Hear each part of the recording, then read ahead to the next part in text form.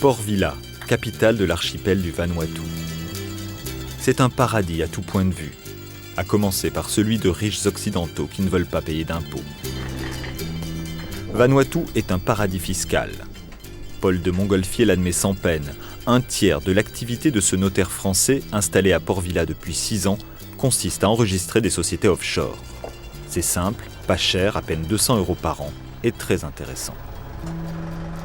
Ici, il n'y a pas de fiscalité sur le revenu, sur le droit des sociétés, sur les successions, sur les plus-values. Le Français qui va avoir l'idée de monter sa centrale d'achat en Indonésie pour vendre de la quincaillerie en Nouvelle-Zélande, pourquoi est-ce qu'il domicilierait son entreprise à Paris alors qu'il va payer peut-être presque la moitié de son bénéfice en fiscalité? Il domicilie son entreprise ici, il n'a plus aucune fiscalité. En avril dernier, Vanuatu a été placé sur la liste grise des paradis fiscaux. Dans ce secteur, c'est un petit poisson, rien à voir avec les îles Caïmans ou la Suisse. Otto Tevi, le gouverneur de la Banque centrale, ne sait pas précisément combien d'argent transite par le centre financier offshore. Il l'estime à environ 1 milliard de dollars par an. 400 personnes tout au plus travaillent dans la finance. Les habitants du Vanuatu ne voient guère la couleur de cet argent. Pour beaucoup d'entre eux, ils ne voient même pas du tout la couleur de l'argent. À la campagne, l'économie est surtout non monétaire et 80% des habitants du Vanuatu vivent en milieu rural. C'est l'autre visage du paradis. Reggie Kaimbang a longtemps travaillé comme enquêteur pour le centre culturel du Vanuatu. Nous l'avons rencontré sur l'île de Santo, au nord de l'archipel. Avec lui, nous allons à Malo, une autre île plus petite. Malo est un centre réputé de l'économie traditionnelle, qu'on appelle ici économie coutumière. C'est le sujet d'étude de Reggie. L'échange des biens ou des objets fait partie de la vie quotidienne des gens du Vanuatu. Et Malo reste un des endroits où les habitants pratiquent ce système.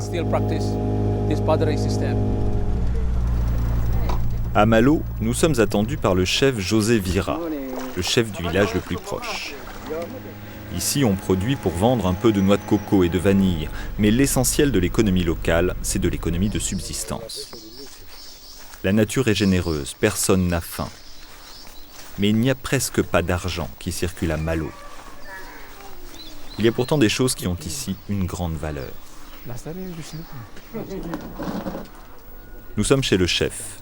Pendant que sa fille prépare un repas pour nous accueillir, Jenny, sa belle-fille, prépare le repas des cochons. Dans la culture du nord du Vanuatu, les cochons sont de véritables banques. À Malo, il y a même les plus précieux d'entre eux, les naravoués, des cochons hermaphrodites. Mais ce qui donne toute la valeur symbolique aux cochons, c'est surtout la taille de leurs dents recourbées. C'est une véritable monnaie d'échange coutumier.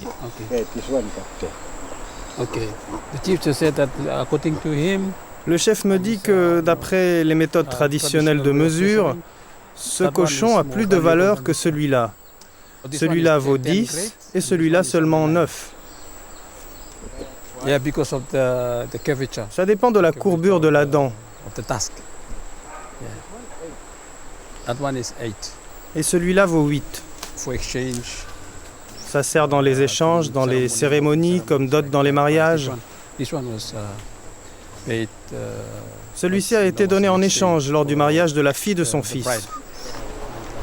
Mais il n'y a pas que dans les grandes occasions que les habitants de Malo se passent d'argent. C'est aussi le cas dans la vie quotidienne. Par exemple, pour le travail des champs. Pour rejoindre le jardin de la famille du chef Vira, il faut grimper pendant une demi-heure.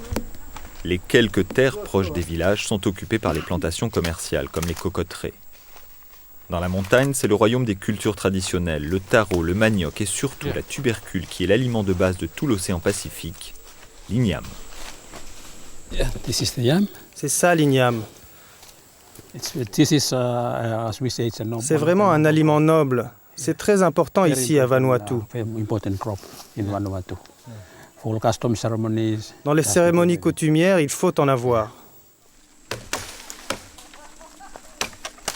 Pendant que nous visitons le jardin, des femmes travaillent à débroussailler.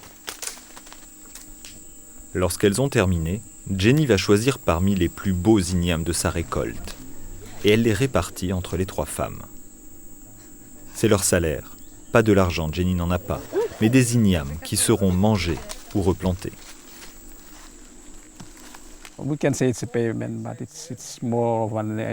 peut dire que c'est une sorte de paiement, mais c'est surtout un échange, une manière d'apprécier, de les remercier pour ce qu'elles ont fait. Et la prochaine fois, l'une d'elles demandera peut-être à Jenny et à d'autres de venir faire la même chose pour elle. Ça fonctionne sur la réciprocité.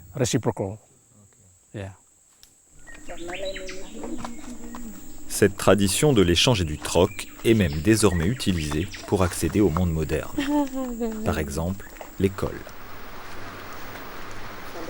Au Vanuatu, l'école n'est ni obligatoire ni gratuite. Même si les frais de scolarité sont peu élevés, certaines familles n'ont pas la somme nécessaire en argent. À l'école de Malo, les 15 € trimestriels de frais de scolarité peuvent être désormais réglés en nature. Flora, la directrice, montre son livre de compte à Reggie. Beaucoup de parents payent, par exemple, en plaques de tôle qui servent à refaire la toiture de l'école. 500 Vatu, ça représente 5 tôles. D'autres payent avec de la nourriture pour la cantine. Ainsi, tous les élèves peuvent venir. J'ai décidé d'accepter le paiement en nature, parce que les parents ne peuvent pas se permettre de payer les frais de scolarité. C'était la méthode la plus simple, et nous pouvons utiliser ces objets pour l'école. C'est désormais une politique nationale qui dit que les frais de scolarité peuvent être payés en nature. Et cette école est probablement une des premières dans le pays à le mettre en pratique. Et ça marche. Depuis 2 ans, c'est une pratique encouragée par le gouvernement du Vanuatu. Les premiers résultats sont bons. De plus en plus d'enfants vont à l'école. L'économie coutumière sert ainsi au développement du pays. Nous sommes de retour à Santo, la grande île voisine. Luganville, sa capitale, ressemble à un gros village, mais c'est la 2e ville du pays. Et ici, le tourisme se développe, le monde moderne de l'argent grignote. Dans la banlieue de Luganville, Reggie nous amène à la rencontre de cet homme. Milton est, dit-il, le fils d'un grand chef des îles Banks, à l'extrême nord du pays. Et il va nous dévoiler un grand secret.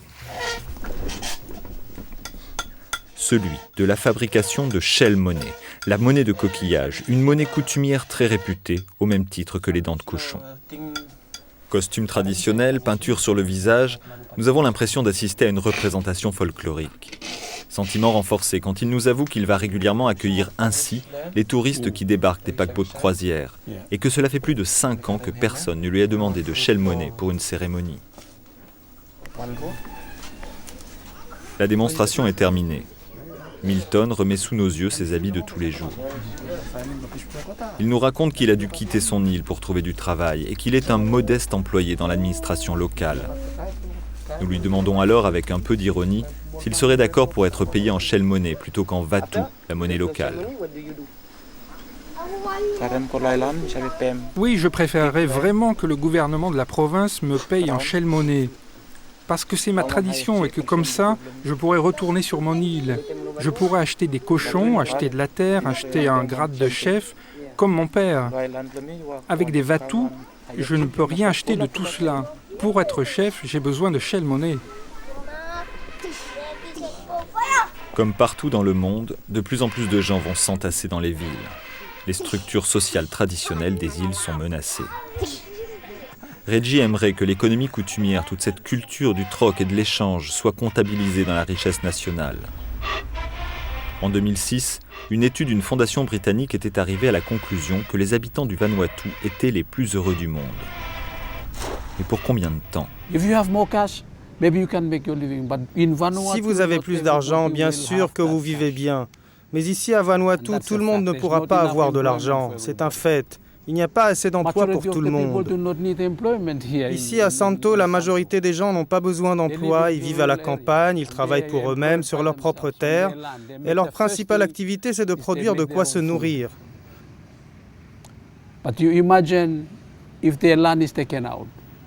Mais imaginez, s'ils vendent leurs terres, qui va leur donner de l'emploi? Qui va leur donner de l'argent? Qui va construire leur maison? Qui seront leurs amis? Nous sommes de retour à Port Vila. Nous y avons retrouvé Paul, le notaire français. Nous lui racontons notre séjour à Santo. Et pour lui, l'économie traditionnelle est condamnée. Ça rend service dans les îles, de manière évidente, mais c'est en voie de folklorisation. Oui, ça ne tiendra pas l'arrivée des techniques modernes de marché, de commerce, etc. C'est pas une seconde, j'y crois pas. Pour illustrer son propos, il nous amène à quelques kilomètres de là. Derrière ce mur, un groupe australien construit un hôtel de luxe. Les habitants de ce quartier lui ont cédé toutes leurs terres proches de la mer. Ah, donc là, il y avait un terrain de basket avec une école. Là. Désormais, ils n'ont plus d'accès à l'océan. Ils voudraient rester à l'écart du monde, et malheureusement, le monde les rattrape. Donc pour le marché australien du tourisme, ici, on est dans un paradis. Donc ils forcent pour venir ici, pour avoir des accès à l'eau, évidemment prendre les plus beaux. Et le Ni Vanuatu, peut-être, n'a pas perçu le danger, ou n'a pas la formation, ou est attiré par les alouettes des zéros qu'on met derrière un chiffre. L'argent aujourd'hui, ils le prennent, mais ce n'est pas pour autant qu'ils vont capitaliser pour les générations futures. C'est pas non. Malheureusement, dans 70 ou 80% des cas, l'argent qu'on leur donne aujourd'hui, il n'en restera rien, mais réellement rien, dans quelques semaines. Désormais sous pression internationale, le Vanuatu négocie des accords fiscaux avec plusieurs pays. Si l'activité paradis fiscal n'est plus aussi attractive, l'activité tourisme, elle, est en plein développement. Mais la crise financière mondiale a ralenti plusieurs gros projets d'investissement internationaux dans ce domaine. Elle n'a eu par contre aucun impact dans les autres îles. Comme l'a dit un économiste local, l'économie coutumière n'a jamais, jusqu'à présent, connu de crise.